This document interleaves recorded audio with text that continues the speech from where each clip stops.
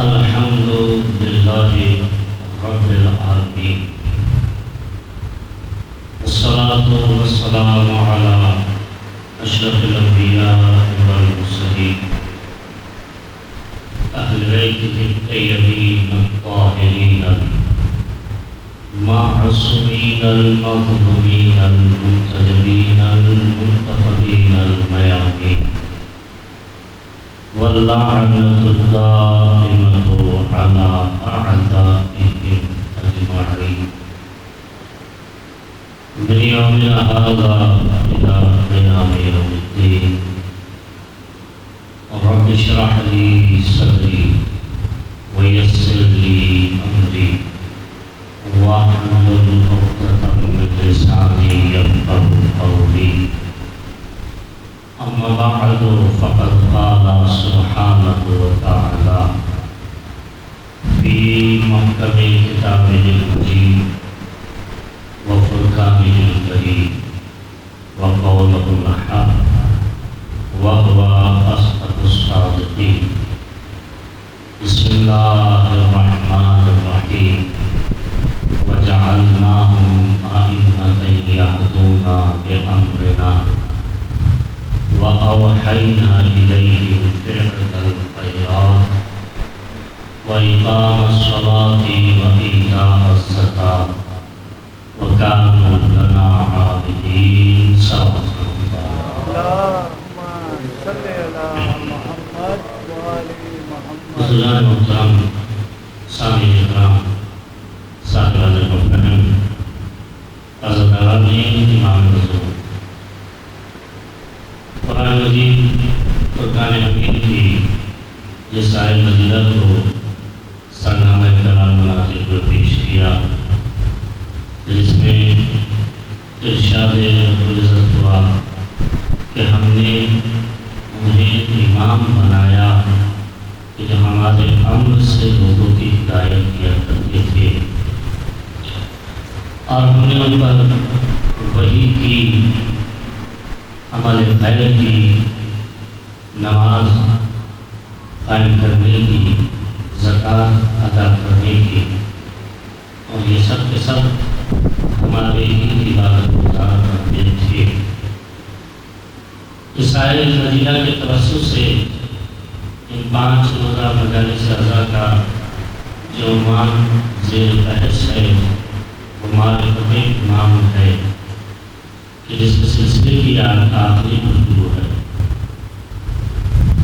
اب تک کی گفتگو میں جہاں تک ممکن ہو سکا روایات کی روشنی میں اور دوسری آیات کا سہارا لیتے ہوئے اور احادیث معصومین کی روشنی میں کوشش کی گئی کہ معرفت سے متعلق جتنی بھی توجیحات یا جتنی بھی اور اس طریقے کی روایات معصومین کے ذریعے سے ہمیں پہنچی وہ بیان کی جائیں، کیونکہ یہ ممکن نہیں ہے کہ کلام معصوم کو اپنی فکر کے مطابق سمجھا جا سکے، کیونکہ جس طریقے سے آیات الہی کا معجزہ ہے، اس کی بعض آیتوں کی تفسیر کر رہی ہیں، بے عینی ہی اسی طریقے سے معصومین علیہ السلام کی بعض احادیث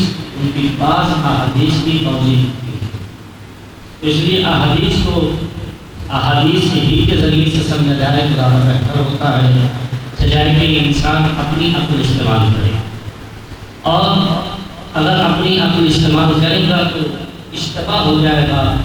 اور عموماً آج کل کے معاشرے میں یہ اس طریقے کے افراد آپ کو دکھائی دے رہے ہیں کہ جو خود بھی گمراہ ہیں اور لوگوں کو بھی گمراہ کر رہے ہیں۔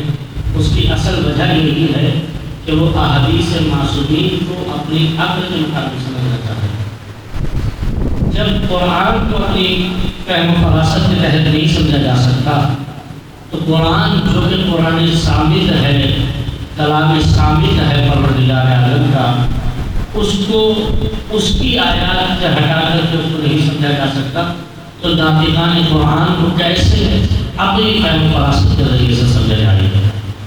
اور یہی اجتماع سب سے زیادہ ہوا کہ جس کی وجہ سے یا انسان غالب ہو گیا یا انسان مقصر ہو گیا. یعنی یہ دونوں جو شخصیات ہیں، جبکہ شخصیت کہنا تو درست نہ ہوگا، یہ دونوں فرقے کہیے کہ یہ دونوں فرقے ان کی بنیاد یہی ہے کہ انہوں نے معصومین کی احادیث کو اپنی سوچ کے مطابق سمجھنے کی کوشش کی. تو یا پیچھے رہ گئے یا بہت آگے بڑھ گئے. ایسے ہی ہوتا ہے کہ جب آپ عجیب بات ہے تو بہت کا سہارا لیتا ہے. ایک سوال اور یہی چیز قرآن سے متعلق بھی ہوئی ہے کہ قرآن کو ہر انسان نے اپنی سوچ کے مطابق سمجھنے کی کوشش کی. کبھی اس کا نتیجہ کیا نکلا؟ نتیجہ یہ نکلا کبھی پروردگار عالم کے ہاتھ کے قائل ہو گئے، کبھی اس کے پیر کے قائل ہو گئے، کبھی اس کے چہرے کے قائل ہو گئے. یعنی جو جیسا سمجھتا رہا ویسا خدا کو اپنی فکر کے مطابق خدا کی معرفت حاصل کرتا رہا. بالکل ایسے ہی امام حسن عسکری علیہ السلام کو ایک طرح جاتی سلام رحمۃ اللہ علیہ.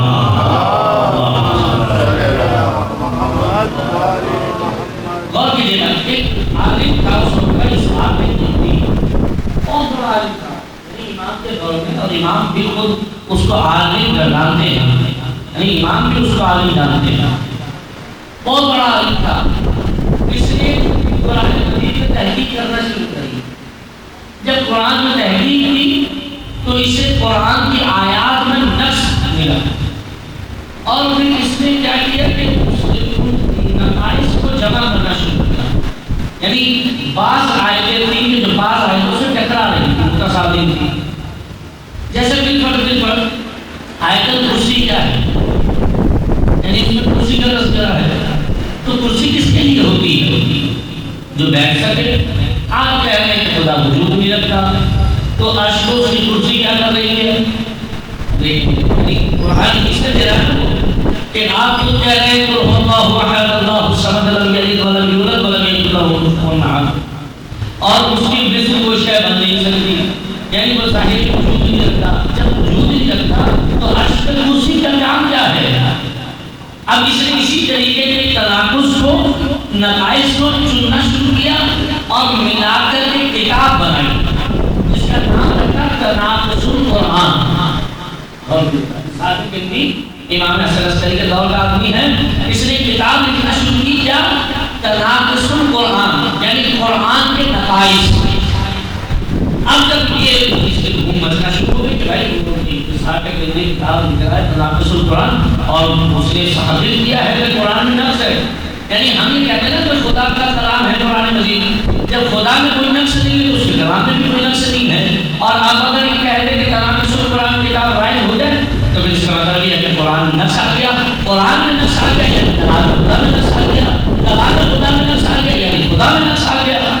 تو یہ تو توحید مشکوک ہو جائے گی. تو اس لیے جس نے کتاب کو بنانا شروع کیا اور اپنی مرتب کر رہا تھا، بات پھیلتی جا رہی ہے، پورے علاقے میں پھیل گئی، اور یہاں تک پھیلی کہ یہ خبر امام حسن عسکری تک پہنچ گئی ہے کہ اسحاق ابن کتاب لکھ رہا ہے تناقض القرآن. اب جب یہ خبر امام تک پہنچی تو امام نے اپنے شاگرد کو تیار کیا.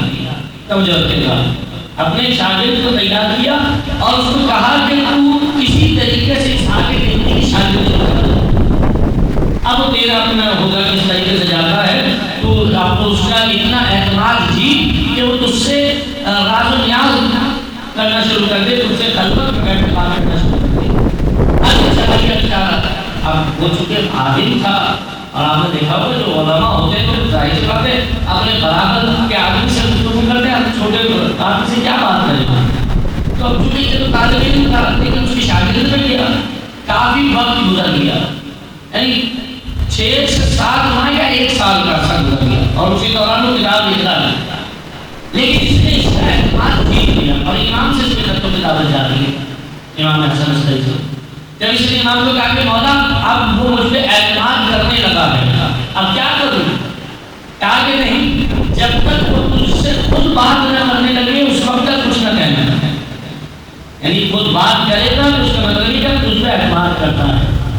اس نے کہا ٹھیک ہے. جب وہ اس سے بات کرنا شروع کر دی اس نے تو پھر اس نے بھیجا اپنے امام کو مجھ سے بات کرنے لگا ہے, اپنی گفتگو مجھ سے شیئر کرنے لگا ہے باقاعدہ اپنے معاملات.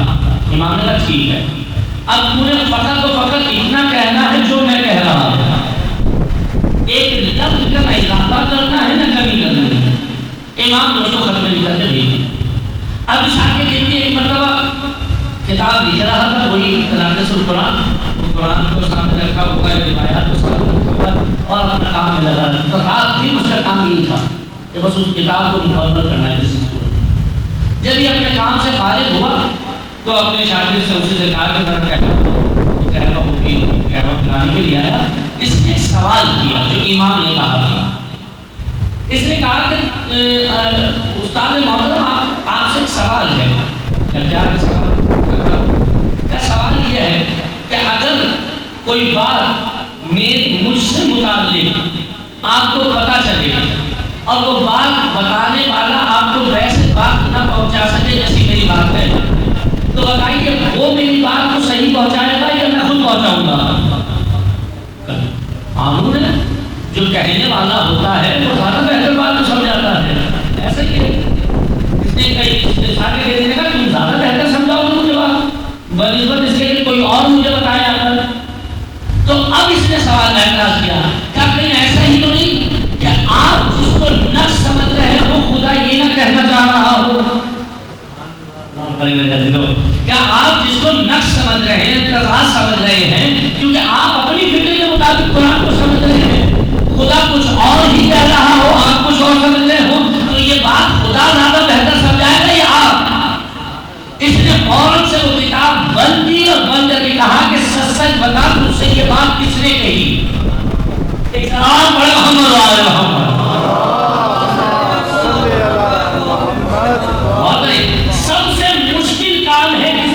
یقین کو توڑنا.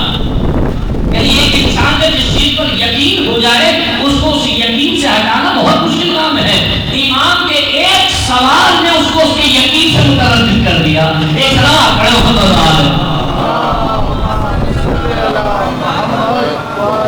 یعنی پڑھائی کا آدمی کوئی ویسا آدمی فلسفی آدمی ہے, روایات کو سمجھتا ہے, قرآن کو کسی حد تک سمجھنے کی کوشش کر رہا ہے. تو اس نے کہا کہ سچ بتا کہ یہ بات تجھ سے کس نے کی؟ کہا کہ میرے ذہن میں ایسے آئی. کہا کہ نہیں, تیرا قد اتنا بڑا نہیں ہے جتنی بڑی یہ بات ہے. ہوتا ہے نا کہ چھوٹے قد والے بھی بڑی بات کہہ دیتے ہیں لیکن پتہ چل جاتا ہے کہ بات کسی اور کی ہے. سلام بڑے محمد اس کو کہا جاتا ہے وہ محاورے میں چھوٹا ہوں بڑی بات. تو یہ کہنے لگا کہ نہیں میرے ذہن میں آیا. کہا کہ تیرے ذہن میں آ ہی نہیں سکتا, تجھے پتا ہی کہ تم نے کیا بات کر دی, سب سے پتا یہ بات کس نے کہی. کہا کہ میرے امام حسن عسکری علیہ السلام نے یہ کہا, بس اس نے جیسے یہ نام سنا کہا کہ ہاں وہی حق رکھتے ہیں کہ ایسی بات کہہ سکے. ایک سلام پڑے محمد محمد.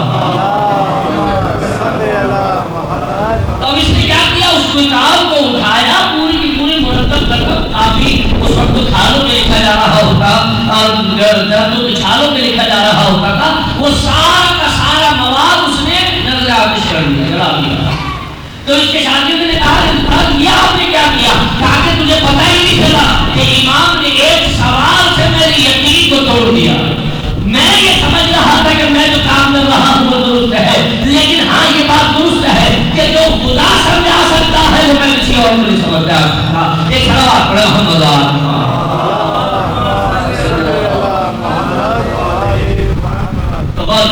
تو یہ عام قاعدہ ہے کہ جو کہنے والا ہوتا ہے وہ بات کو زیادہ بہتر پہنچا سکتا ہے, کنوے کر سکتا ہے, بس اس کے تو اس کی بات کوئی اور کہے. اسی چیز کو مد نظر رکھتے ہوئے مولانا امام رضا علیہ السلام نے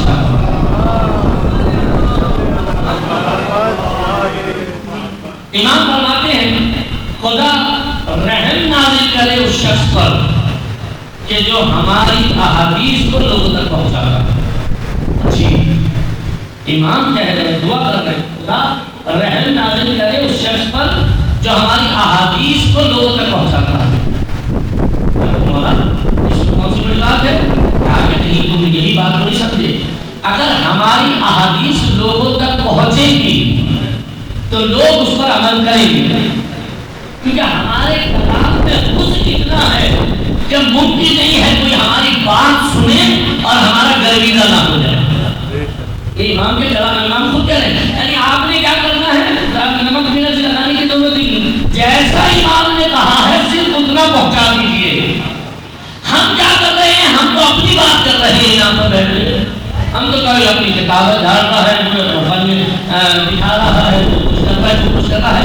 امام کی کتنی بات ہو رہی ہے، اگر امام کے کلام کو جیسے کہا گیا تھا اس کو اسی طریقے سے پہنچا دیا جاتا تو ممکن نہیں ہے کہ کوئی امام کی بات سنے اور اس پر عمل نہ کرے، ممکن ہی نہیں ہے، کیونکہ امام نے کہا خود کہ یہ ہو ہی نہیں سکتا کہ کوئی ہماری بات کو سنے اور ہمارا گرویدہ نہ ہو، یعنی تو ہماری بات میں اتنا وزن ہے، ہمارے کلام میں اتنا حسن ہے کہ جو سنتا ہے وہ ہمارا گرویدہ ہو جاتا ہے۔ ایک سوال پڑھو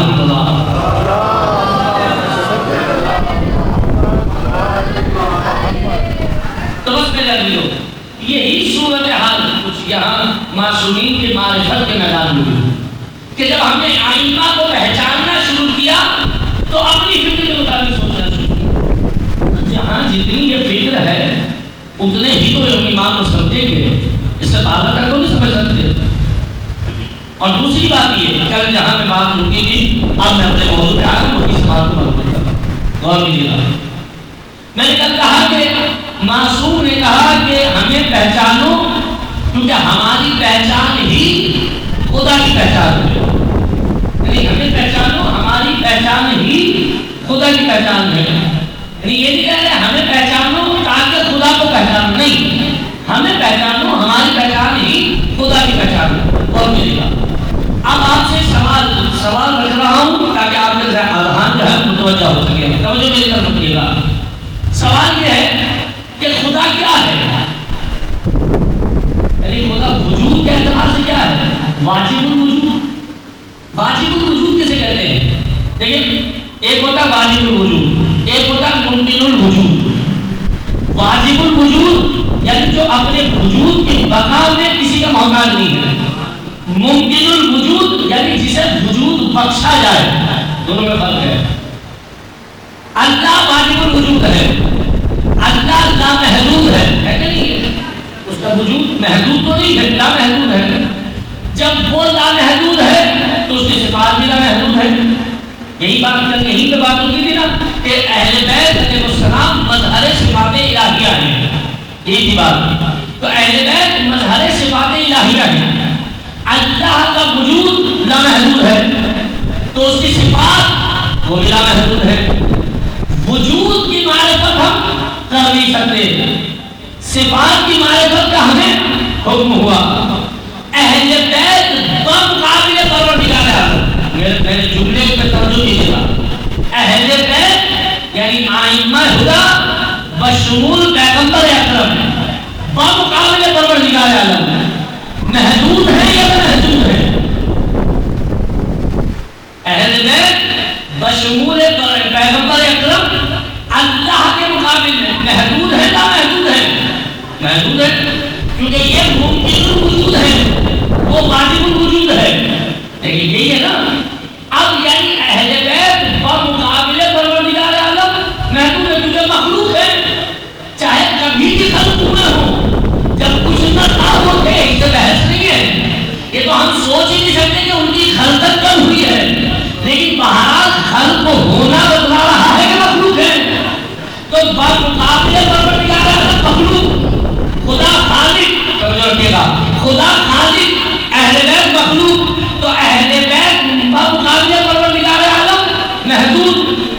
ہم نے کیا کرنا ہے، خدا کو پہچاننا ہے، خدا کے وجود کی معرفت ہم کر نہیں سکتے، خدا کی صفات لامحدود۔ جب خدا کی صفات لامحدود ہے اور محدود ہے اہل بیت بمقابل پروردگار، اپنے مقابل میں نہ لائیے گا، میں خدا کی ذات کے مقابل میں کہہ رہا ہوں، اہل بیت بمقابل پروردگار عالم محدود، تو یہ کیسا تعلق ہوا کہ ہم محدود کے ذریعے سے لامحدود تک پہنچے؟ سوال آیا نہ ہونے پائے، یعنی آپ کہہ رہے ہیں خدا نامحدود ہے،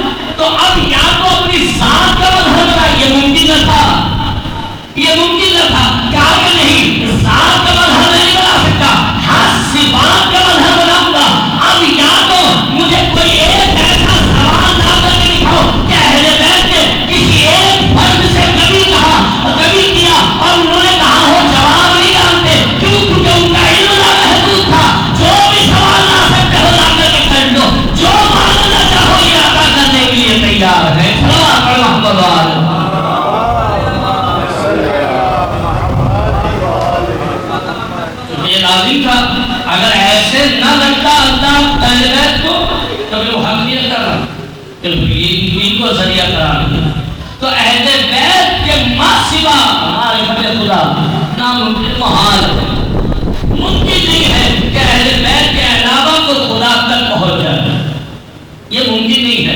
ہاں بہت بڑی بات, ہاں یہ ہو سکتا ہے کہ کوئی مخلوق ظاہری تک پہنچ جائے. مخلوق ظاہری یعنی اپنے بنائے ہوئے خدا تک پہنچ جائے.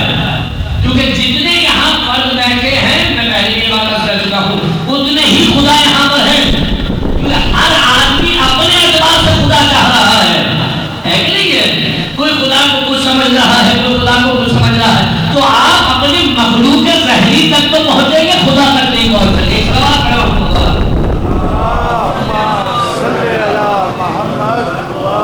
تو اس میں رہ دو.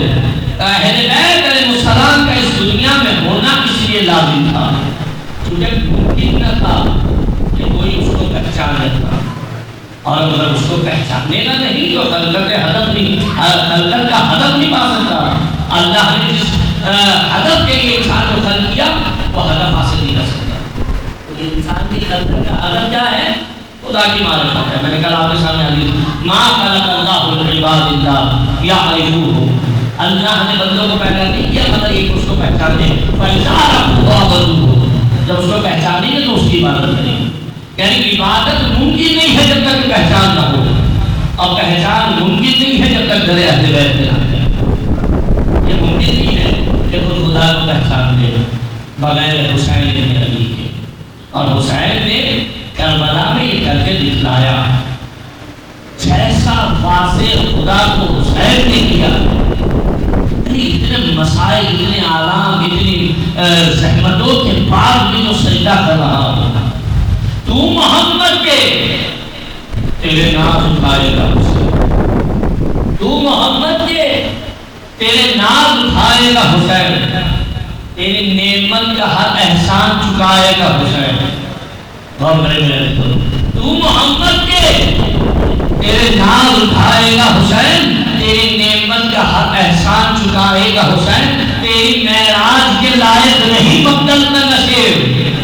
تیری معراج کہاں ہوتی ہے؟ الوہیت بلندی. خدا کو کہہ رہا ہے کہ تیری معراج کے لائق نہیں مقتل کا نصیب. بلائے گا اگر تم کو بلائے گا حسین. ایک سلوات پڑھے محمد صلی اللہ علیہ وسلم.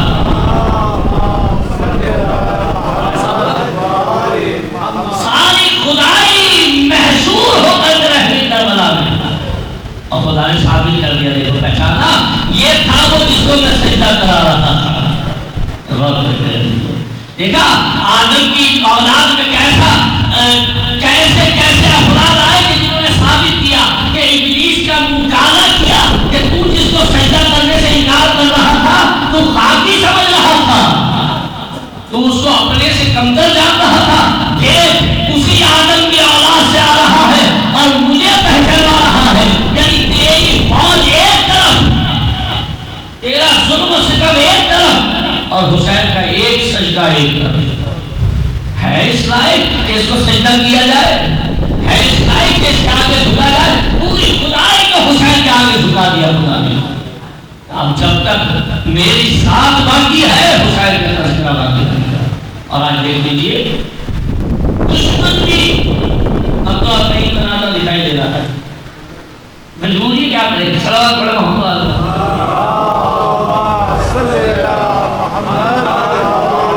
آج سے پہلے ایسا نہیں دیکھا تھا آپ نے جیسا کل ہونے جا رہا ہے. جیت آباد سے روڑی تک, رانی پور سے خیر پور تک, چکوال سے لے کر گنگور تک, پنڈی, اور یہ سارا جو نا یہ جلوس روکنے جانے کی کوشش کی جا رہی تھی. اب ہر روڈ میں جلوس نکل رہا ہے. ایک نہیں ہے, سلام پڑھا محمد علیہ محمد.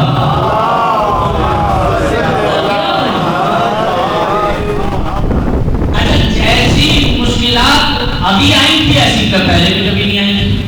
اتنی آزادی کے ساتھ تو کبھی کافر یا کافر کے نعرے نہیں لگے تھے.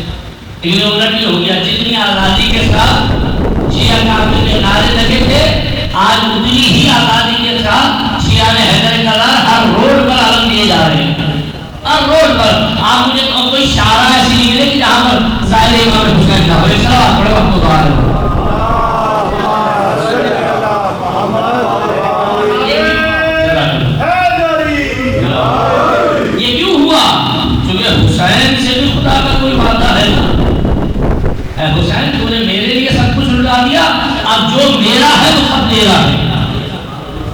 جو میرا ہے وہ سب تیرا ہے، جو تو نے دیا وہ بہتر سے بہتر تھا، اب جو میں دوں گا اس سے بہتر ہو، جو خدا دے دے اس سے بہتر کیا ہو سکتا ہے کہ نہیں ہے؟ اب نہیں ہوگا، یہ نہیں ہوگا، وہ نہیں ہوگا، وہاں بھی ہو رہا ہے، یہاں بھی ہو رہا ہے، اور اب تو ہر جگہ ہی ہو رہا ہے۔ اب تو دشمن بھی بیچارے کا میں ہم سنا ہے کہ ماشاءاللہ سے میری نکال رہے ہیں، اور اہل سنت برادران ماشاءاللہ کی بہت اچھی بات ہے، اہل سنت برادران جو ہے ان کی بھی باقاعدہ ریلی نکلے گی جو حالت کے مدرسی خلوص سے ملحق ہوگی۔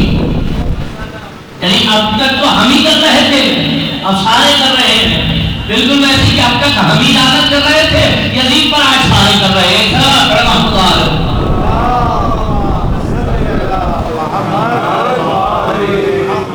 حسین ابن علی سے خدا کا وعدہ ہے کہ حسین تو نے سب کچھ دیا، اب جو میرا ہے پوری خدائی تیری ہے، جو میرا ہے وہ سب کا سب تیرا ہے۔ تو نے کہتے سجدہ کر کے مصلی کو بھی بچا لیا، سجدے کو بھی بچا لیا۔ اللہ جیسے اہل بیت کے گھرانے کے سجدے ہوئے ایسے سجدے کہیں ملے نہیں۔ ایک علی ابن ابی طالب کا سجدہ، ایک حسین کا سجدہ، اور بعد حسین جلتے ہوئے خیموں کی رات پر سید سجاد کا